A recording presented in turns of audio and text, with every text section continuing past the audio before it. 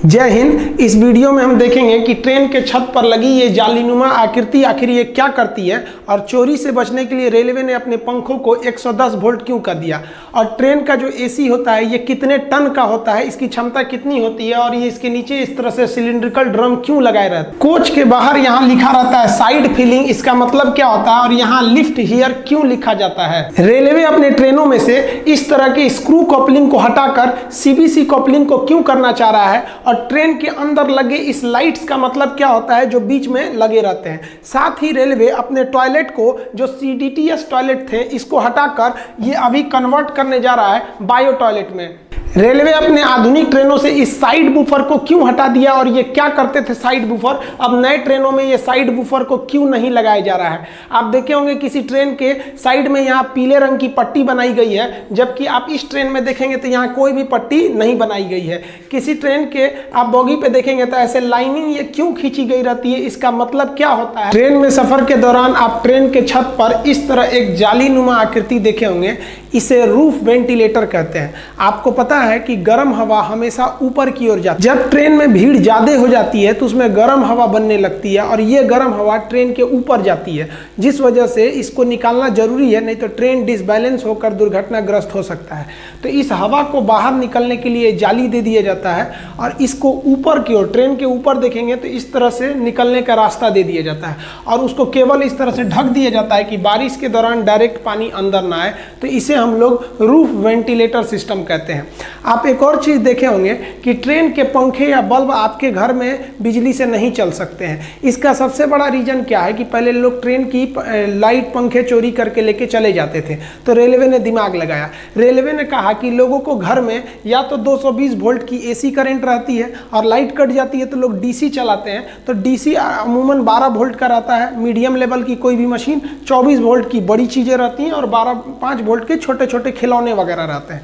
यानी रेलवे समझ गई कि एसी अगर घर में चाहिए तो 220 वोल्ट, और डीसी चाहिए तो 24 या 12 चाहिए। तो रेलवे ने दिमाग लगाया, रेलवे ने अपने पंखे तथा बत्ती को 110 वोल्ट डीसी दे दिया। अब किसी के घर में 110 वोल्ट डीसी रहता ही नहीं है, अब क्या करिएगा ले जाके ये, तो ये आपके लिए एकदम बेकार हो गया। इससे रेलवे की सामानों की चोरी रुक गई। ये 110 वोल्ट डीसी कहाँ से आता है, तो ट्रेन के नीचे लगे इस बैटरी बॉक्स से आता है। आप ट्रेन के नीचे देखे होंगे इस तरह से एक बैटरी बॉक्स लगी रहती है, इसी बैटरी बॉक्स से आता है। और आप गौर किए होंगे कि ट्रेन के जितने चार्जर वगैरह होते हैं ना ससुरे आधे से ज़्यादा तो जले हुए रहते हैं। ऐसा क्यों होता है आपको पता है। पावर इज इक्वल टू होता है voltage into current, P is equal to V into I. यानी अगर आप वोल्टेज को कम करिएगा तो धारा यानी करंट बढ़ जाएगा। अब ट्रेन में 110 वोल्ट रहता है और घर में 220 वोल्ट, यानी ट्रेन का वोल्टेज कम है, तो वोल्टेज कम होने से उसमें धारा बढ़ जाती है। इस वजह से तार के जलने की समस्या ज़्यादा बढ़ जाती है। इसलिए आप देखेंगे ट्रेनों में लिखा रहता है कि रात 10 बजे से सुबह 6 बजे तक मोबाइल इत्यादि को चार्ज में न लगाएं। ऐसा इसलिए लिखा जाता है कि चार्ज में लगाकर अगर आप सो गए हैं तो ज़्यादा देर तक उसमें सप्लाई रहेगी, तो बहुत ज़्यादा धारा जाने से उसमें आग लग सकता है। कोच के अंदर की बैटरी को स्ट्रेंथ को चेक करने के लिए इस तरह से एक इंडिकेटर लगा दिया जाता है। आप ट्रेन में देखे होंगे ऐसे इंडिकेटर लगे रहते हैं। ग्रीन का मतलब एकदम मेंटेन है बैटरी, कोई दिक्कत नहीं है। येलो चार्जिंग मूड में रहती है, और अगर रेड जलने लगा है तो समझ जाइएगा कि भाई आपका जो बैटरी है वो डिस्चार्ज हो रहा है। ट्रेन कोच का जो बैटरी होता है वो डीसी देता है, और ये जो डीसी होते हैं ये कम वोल्टेज पे दिए जाते हैं, लगभग 110 वोल्ट पर दिए जाते हैं। आपको पता है कि जब भी वोल्टेज कम रहता है तो धारा ज़्यादा हो जाती है और वहाँ शॉर्ट सर्किट का डर होता है। आप ट्रेन पर पायदान के पास देखिएगा, एक और लिखा रहता है साइड फिलिंग और एक और लिखा रहता है लिफ्ट हियर। वो कहीं भी लिखा रहता है, मतलब जनरली ये पायदान के पास लिखा जाता है। इसका मतलब क्या होता है, तो पहले लिफ्ट हियर समझिए। लिफ्ट का मतलब उठाना, यहाँ से उठाइए, यानी यहीं से बोगी को उठाया जाता है ऊपर कोच को अलग करने के लिए। जैसे मेंटेनेंस के लिए ट्रेन जाती है तो उसके बोगी को उठा लिया जाता है, मतलब कोच को उठा लिया जाता है, अब बोगी को साइड में कर दिया जाता है। तो उठाने के लिए आखिर कहां पर आप क्रेन फंसाइएगा, वहीं ना फंसाना होगा। पता चला कहीं और फंसा देंगे तो अंदर का कोई इंस्ट्रूमेंट टूट जाएगा। तो फंसाने वाले जगह को इंडिकेट करने के लिए लिखा रहता है लिफ्ट हियर। यहाँ देखिए उठा लिया गया, ये ऊपर उठ गया, और इसकी जो बोगी जिसमें चक्कर रहता है उसे बोगी कहते हैं, बोगी बाहर निकल जाएगी। अब साइड फीलिंग का मतलब समझते हैं। साइड फीलिंग का मतलब होता है, साइड मतलब इस साइड से फिलिंग मतलब भरिए, ये पानी भरने के लिए जगह दिया होता है साइड फिलिंग, ताकि टंकी में पानी को आप भर सके। पानी भरने की व्यवस्था रेलवे के हर स्टेशन पे नहीं रहते हैं, बड़े बड़े स्टेशनों पर इसकी व्यवस्था रहती है। इसके लिए आप देखेंगे 4 इंच मोटा एक पाइप रहता है, जिसमें से ये फ्लेक्सिबल पाइप निकले रहते हैं। इन पाइप की मदद से हम यहाँ से रेलवे का कोई स्टाफ इस साइड फिलिंग जहाँ रहता है वहाँ उस पानी को भरने लगता है।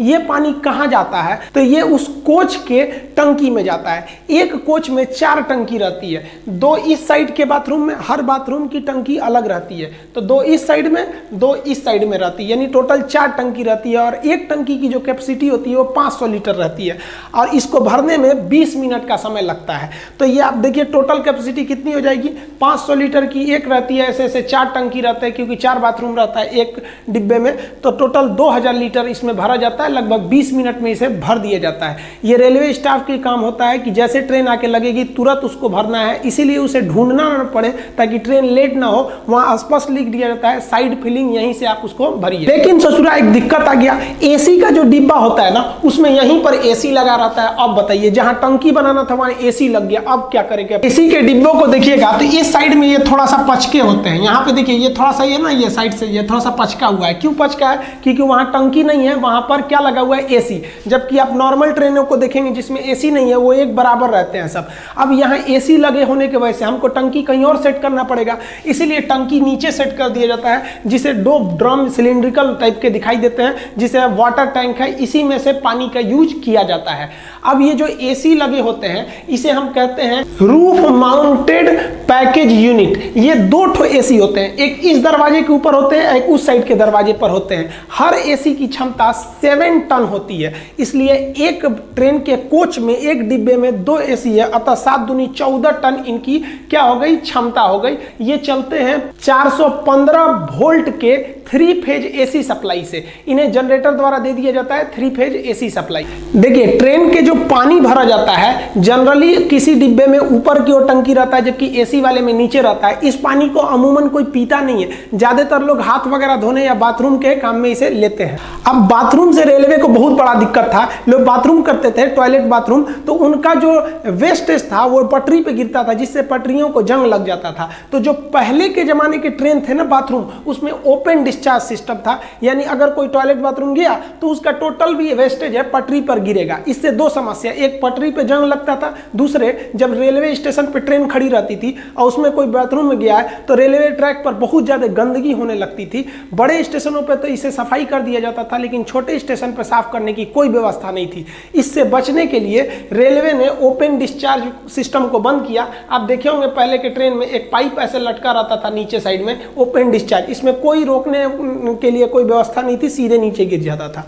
इसके जगह पर रेलवे इस राउंड शेप के टंकी को लाया, बाथरूम को सेट किया, जिसे कहा जाता है control discharge toilet system, shortcut में कहेंगे तो CDTC। ये क्या करता है, ये टॉयलेट को कंट्रोल करके रखता है जब तक कि ट्रेन प्लेटफॉर्म को ना छोड़ दे। अब इस ससुरा को कैसे पता चलेगा कि ट्रेन में प्लेटफॉर्म को छोड़ दी, तो इस पे एक सिस्टम लगा रहता है कि जब तक ट्रेन की स्पीड 30 नहीं हो जाती है, 30 किलोमीटर पर आवर, तब तक इसके अंदर से डिस्चार्ज का ढक्कन खुलेगा ही नहीं कि बाहर नीचे गिरे। लेकिन इस विधि द्वारा आप गंदगी को रोक सकते हैं, लेकिन गंदगी थोड़े दूर पर तो हो ही रही है और ट्रैक को भी ज्यादा खतरा हो रहा है क्योंकि उस पर जंग लग रहा है। इसके लिए 2011 में DRDO ने एक बैक्टीरिया के मदद से एक टॉयलेट को बनाया, जिसे हम कहते हैं बायो टॉयलेट। बायो टॉयलेट आप देखे होंगे आजकल हर एक ट्रेन में मिलेगा, एक चौकोर डब्बा लगा रहता है इस साइड में, इसके अंदर कई ठो पार्ट बने रहते हैं, उसमें बैक्टीरिया जीवाणुओं को डालकर DRDO भेजी रहती है।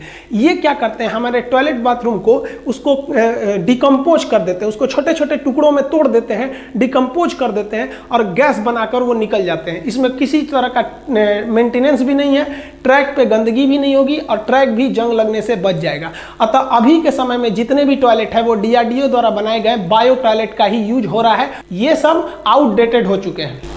बायो टॉयलेट की एक खराबी है कि अगर उसमें आप कलम या कुछ कचरा प्लास्टिक डाल देंगे तो बैक्टीरिया अच्छा से काम नहीं कर पाएंगे, इसलिए लिखा रहता था कृपया इसमें कचरा न डालें। लेकिन हिंदुस्तान के लोग को इतना समझ है, ससुरा पानी तो डालते ही नहीं है, सर कचरा कैसे हटा देगा, सर जाएगा सर तो उसमें किसी किसी का नाम लिख देता है सर बाथरूमों में। तो इसलिए रेलवे ना इसमें कचरा ना जाए उसके लिए इसके फ्लश पे एक तो जाली लगा देती है। देखिए आप किसी भी टॉयलेट के सीट को देख के नहीं बता सकते हैं कि वो बायो टॉयलेट है या फिर ओपन डिस्चार्ज है या फिर वो CDTS है। ये तो एक सीट है बैठने के लिए, इसे वेस्टर्न कल्चर का कहते हैं, ये इंडियन कल्चर कहते हैं। अगर आपको पता करना है कि टॉयलेट कौन सा है फिर तो आपको कोच से बाहर आना पड़ेगा और नीचे का देखना पड़ेगा कि कौन से प्रकार का टॉयलेट है। हालांकि आजकल जितने भी देखने को मिलेंगे वो सब के सब बायो टॉयलेट ही लगाए जा रहे हैं। नीले रंग वाली ICF कोच में बिजली बनाने के लिए उसके अंदर अल्टरनेटर लगाया जाता था जिससे उसकी स्पीड कम हो जाती थी, इसलिए नए जमाने के LHB कोच में अल्टरनेटर हटाकर एक जनरेटर कार दे दिया जाता है जिसे एक्स्ट्रा में जोड़ दिया जाता है।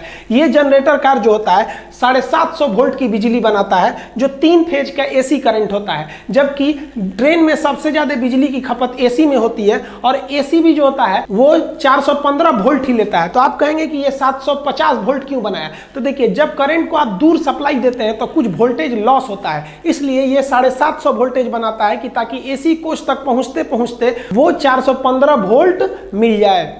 लंबी दूरी के ट्रेन में एक पेंट्री कार होता है जिसमें खाना बनाया जाता है, उसमें इस तरह से खाना बना दिया जाता है और आपको सर्व कर दिया जाता है खाना। लेकिन बहुत से ऐसी ट्रेन है जिसमें पेंट्री कार नहीं होता है तो उसे ऑन बोर्ड कैटरिंग यानी बड़े स्टेशनों से खाना डायरेक्ट रेडीमेड बनाकर और उसमें सर्व किया जाता है। ट्रेन के किसी किसी डब्बे पर आप टॉयलेट के पास इस तरह से लाइनिंग देखते होंगे, ये जनरल बॉगी को दर्शाता है कि ये बॉगी जनरल है, इसमें कोई भी घुस सकता है, रिजर्वेशन की जरूरत नहीं है। जनरल बॉगी की एक और पहचान होती है कि इसमें 3 दरवाजे लगाए जाते हैं। 3 दरवाजे इसलिए लगाए जाते हैं क्योंकि इसमें भयानक कोच के पूरा भीड़ होता है, एकदम भयानक, एकदम देखिए ना, अतः यह भीड़ जल्दी से निकल जाए और जल्दी से एंट्री कर जाए इसलिए इसमें 3 दरवाजे दिए जाते हैं। स्लीपर में केवल 2 दरवाजे दिए जाते हैं एक साइड में। एक चीज आप गौर किए होंगे कि जनरल बॉगी या तो शुरू में लगाता है या तो लास्ट में लगाता है, यानी अमूमन दोनों साइड में लगाता है, बीच में जनरल नहीं रहते हैं, बीच में स्लीपर बॉगी को लगाया जाता है और AC को। देखिए स्लीपर बॉगी में अगर हम 3 दरवाजे देंगे तो उसमें सीट की संख्या घट जाएगी, इसलिए उसमें 2 ही दरवाजे दिए जाते हैं और स्लीपर में भीड़ भी कम रहता है। दूसरा स्लीपर का अगर आप लॉन देखिएगा तो एक से दूसरा जुड़ा रहता है। आप यहां देखिए एक लंबी गैलरी दिखेगी, आप गैलरी देखिए, आप इधर इसको क्या लिए ध्यान से देख रहे हैं आप लोग, इधर मत देखिए, ये लंबी गैलरी देखिए। तो ये पूरा बॉगी एक से दूसरे से जुड़ा रहता है, पूरा डिब्बा एक से दूसरे में। आप देखिए इसको जोड़ने के लिए यहाँ कनेक्ट करने के लिए एक दरवाजे दिए रहते हैं। आप ये काले रंग का पाइप देखे होंगे, इस तरह से किसी किसी ट्रेन में रहता है। तो ये इस बॉगी से आप उस बॉगी में जा सकते हैं। यहाँ नीचे एक पैरदान बना दिया जाता है ताकि आप वहां से जा सकते हैं। आप देखेंगे स्लीपर का पूरा डिब्बा आपस में कनेक्ट रहता है और आप इस बीच के कनेक्टर के द्वारा इस डिब्बे से इस डिब्बे में आप आराम से आ सकते हैं, जबकि जनरल डिब्बा आपस में नहीं कनेक्ट रहता है। इसीलिए जनरल डिब्बे को शुरू में दे देते हैं और लास्ट में दे देते हैं और बीच में इसे नहीं देते हैं क्योंकि बीच में देने के बाद कनेक्शन कट जाएगा। रेलवे के कुछ डिब्बों पे देखे होंगे साइड में यहाँ आपको पीले रंग से कॉर्नर को रंग देता है और कुछ डिब्बे को पीले रंग से नहीं रंगता है। इसका मेन ये रीजन होता है, ये कॉपलिंग को दर्शाता है। देखिए कॉपलिंग क्या होता है, 2 डिब्बे को जोड़ने के लिए एक कॉपलिंग का प्रयोग करते हैं। यहाँ पर पहले जमाने के जो नीले रंग के डिब्बे थे उसको जोड़ने के लिए स्क्रू कॉपलर का प्रयोग करते थे, यानी इस डिब्बे को और इस डिब्बे को जोड़कर एक हुक से इस स्क्रू को कस दिया जाता था। इसमें समस्या क्या होती थी, कसने का तो कस दिए, जब ट्रेन चलती थी तो उसमें तनाव रहता था, लेकिन जब ट्रेन रुकती थी तो रुकने के बाद से ये स्क्रू नीचे हो जाता था और ये डिब्बा उस डिब्बे पर चढ़ने का डर होता था, टकरा मत जाए। तो इस टकराने को रोकने के लिए इसमें 2-2 ठो साइड बफर लगाए जाते थे। ये साइड बफर ये इतना सब रहता है, बचपन में हम लोग कहते थे कि चुंबक है, ये चुंबक नहीं है, स्प्रिंग है कि अगर ट्रेन रुक गई स्क्रू कॉपलिंग से तो ये डिब्बा उस पर ना चढ़ जाए, तो ये इस पे चढ़ेगा तो ये साइड बफर जो है आपस में टकराएंगे, इसमें स्प्रिंग लगा रहता है, ये कुछ अंदर घुस जाएगा और फिर ये उसको ढकेल देगा। इस तरह से ये एक दुर्घटना को रोक सकती थी, लेकिन इसमें झटके ज्यादा लगते हैं। दूसरा एक और डीमेरिट है कि इसमें आपको लोहे की बर्बादी है। 2-2 तो साइड बफर जोड़ रहे हैं इतना हैवी, फिर इस डिब्बे को जोड़ने के लिए स्क्रू कॉपलिंग का प्रयोग कर रहे हैं। तो इतना क्यों किया जाए, तो रेलवे ने दिमाग लगाया, उसने ये बिना पीला पट्टी वाले के जगह पे एक पीला पट्टी वाला लाया और उसको उसने बदल दिया सेंटर बफर कॉपलर में। नए जमाने के जितने भी LHB कोचेज हैं, इसमें आप कहीं पे भी देखिए यहाँ साइड बफर नहीं मिलेगा आपको, बल्कि इसका जो कपलिंग होता है LHB का वो होता है सेंटर बफर कपलिंग, यानी इसके बीच में ही जो बफर यानी स्प्रिंग लगाना होता है उसी के मुंह पर एक क्या कर देते हैं कपलिंग भी जोड़ देते हैं, यानी वही डिब्बे को जोड़े रहता है और वही स्प्रिंग का भी काम करता है। आप देखिए इसी को हम लोग कहते हैं सेंटर बफर। देखिए ये शुरुआत का हिस्सा किसका काम कर दिया, ये बफर का काम कर दिया यहाँ पर, यानी स्प्रिंग सॉकर का काम कर दिया, झटका नहीं देगा। और बीच में ये वाला मोटा सा हिस्सा ये किसका काम कर दिया, कपलिंग का। तो ये शुरुआती भाग इसका कपलिंग का है और पीछे का भाग बफर का है, तो इसे हम कहते हैं CBC यानी सेंटर बफर कपलर। इसमें क्या होता है, ये ज़्यादा अच्छा माना जाता है। इससे एक्सीडेंट होने के बाद ट्रेन को इधर उधर छटकने का मतलब डिब्बा को बिखरने का डर नहीं रहता है, एक ही जगह रहता है और ये ज़्यादा झटके को एब्जॉर्ब कर लेता है। तो जिस डिब्बे में सेंटर कपलिंग यानी CBC होता है उसका कोना पीले रंग से रंग दिया जाता है और जिसमें नहीं रहता है उसको नहीं रंगा जाता है। तो ये जो सेंट्रल कपलिंग था यानी CBC, तो जितने भी LHB कोच आए थे नए ज़माने के उसमें ये ऑलरेडी इनबिल्ट था, लेकिन जो पुराने ज़माने के ICF कोच थे उसमें आज भी साइड बफर का यूज होता है। तो रेलवे इन साइड बफर को हटा रही है। तो जैसे इसमें देखिए इसका साइड बफर को काट दिया गया है, तो इसको देखा गया रेलवे द्वारा कि इस डिब्बे की अभी आयु है, इसका एज है, बस इसमें प्रॉब्लम है इस साइड बफर और स्क्रू कपलिंग से। तो इसके स्क्रू कपलिंग को हटा दिया गया और साइड बफर को हटा दिया गया और इसमें CBC यानी सेंटर कपलिंग को जोड़ दिया गया। इसकी पहचान आराम से कर ली जाए इसलिए इसके साइड में आप दिखेगा पीले रंग का पेंट कर दिया गया है ताकि इसकी पहचान हो सके। आप इस ICF कोच को देखिए, इसमें किसी भी तरह का यहाँ साइड में पीले रंग का कोई निशान नहीं है, अतः इसमें अभी भी आपको साइड बफर दिखाई देगा। इसमें साइड बफर है और ये स्क्रू कपलिंग का प्रयोग कर रहा है। और LHB की तो बातें नहीं करिए, इसमें तो CBC देता ही है। आप ट्रेन के डब्बे पर कुछ नंबर लिखे देखे होंगे, इसे हम कोच नंबर कहते हैं। ये 5 डिजिट यानी 5 अक्षर का होता है। शुरुआत के जो 2 डिजिट होते हैं ये इस साल को दर्शाते हैं कि किस साल में ये कोच बना हुआ है, और लास्ट के जो 3 डिजिट होते हैं वो टाइप को दर्शाते हैं किस टाइप का ये कोच है। जैसे इसके शुरू में लिखा है 04 यानी ये 2004 का बना हुआ है। लास्ट में पढ़िए 052, ये AC कोच को दर्शाता है। देखिए AC कोच 1 नंबर का डिब्बा माना जाता है, तो 1 से लेकर 200 तक का नंबर ये AC कोच को दर्शाते हैं, 1 से लेकर 200 तक का। तो आप बताइए 52 किस में आएगा, 1 से लेकर 200 के बीच में, यानी ये AC डिब्बा है। और शुरुआत का 2 अक्षर 04 ये बता रहा है कि 2004 का बना हुआ है। अब AC के बाद सेकंड नंबर आता है किसका, स्लीपर का। तो 1 से 200 AC हो गया, तो 200 से लेकर 400 तक स्लीपर होगा। स्लीपर बोगी 200 से 400 होगा। अब देखिए इसमें लिखा है 98 335, तो 98 क्या है कि ये डिब्बा भैया 1998 का बना है, 335 तो ये 200 से 400 के बीच में आएगा। ये कौन सा है, तो स्लीपर को ये दर्शा रहा है। अब स्लीपर के बाद आता है आपका जनरल। तो जनरल कहां से होगा, तो भाई 1 से 200 AC हो गया, 200 से 400 स्लीपर हो गया, तो 400 से लेकर 600 के बीच में आपका जनरल डिब्बा आ जाएगा। आप यहां पर ये लिखा है, हम यहां बड़ा लिख देते हैं 12429, तो ये कब का बना है, 2012 का। 429 देखिए 400 से लेकर 600 के बीच में आएगा, अतः ये जनरल डिब्बा है। जनरल डिब्बे की 2 और पहचान आपको बता दी है कि आपके दरवाजे इसमें कितने दिखाई देंगे, 3 दरवाजे इसमें दिखाई देंगे, साथ में साइड में यहां इसे लाइनिंग भी दिखाई देगी। अब 600 से 700 चेयर कार को दर्शाता है। देखिए ट्रेन में जब भीड़ ज्यादा हो जाए और सबको रिजर्वेशन नहीं दे पाती है तो कम दूरी के लिए चेयर कार दे दिया जाता है। उसमें काफी अच्छा चेयर होता है,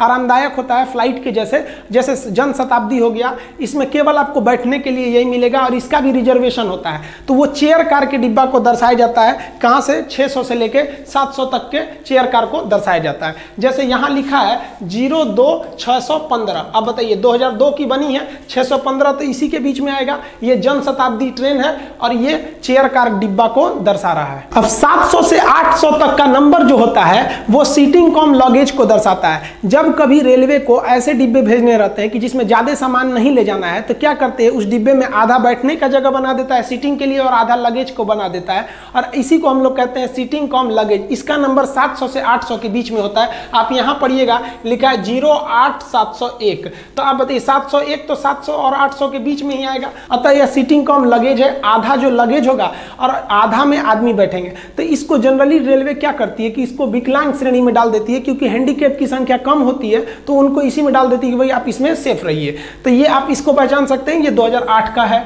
अब जिस भी डिब्बे के ऊपर 800 से ज्यादा का नंबर लिखा रहता है तो या तो वो चिट्ठी ले जाने वाली बोगी होगी या तो पेंट्री कार वाला होगा। जैसे ये देखिए पेंट्री कार में क्या लिखा है 805, तो 805 ये नहीं 800 से ज्यादा है, तभी तो क्या लिखा है भाई पेंट्री कार का 800 से 5 है। जैसे यहाँ आप पढ़िए तो 15 का मतलब क्या है भाई 2015 का है, 857 800 से ज्यादा जनरेटर कार है। तो 800 से ज्यादा में या तो पेंट्री कार होगा या तो फिर मेल वाला होगा जो चिट्ठी ले जाता है, या तो जनरेटर कार होगा।